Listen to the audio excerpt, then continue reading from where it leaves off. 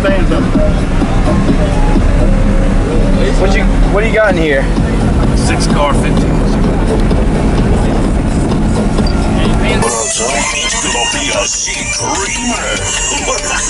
It's DJ Roster Codes. A lot of women out here. Yeah. All they want to do is have a good time. So.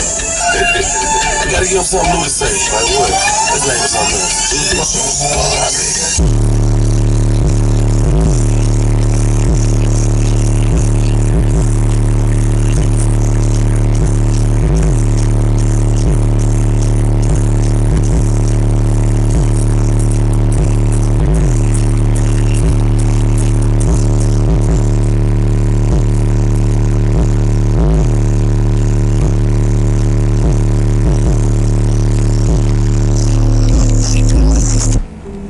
Damn, bro, that's amazing. What kind of power you got on it?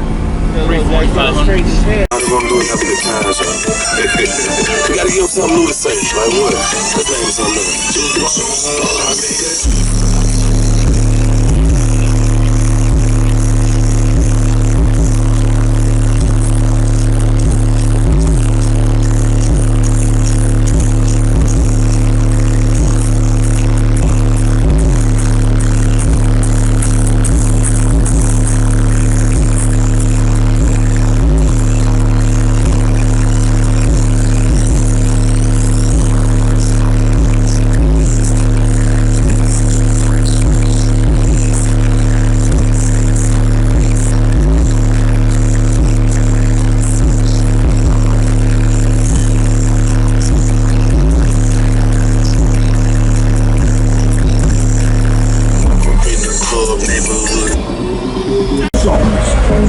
What they say.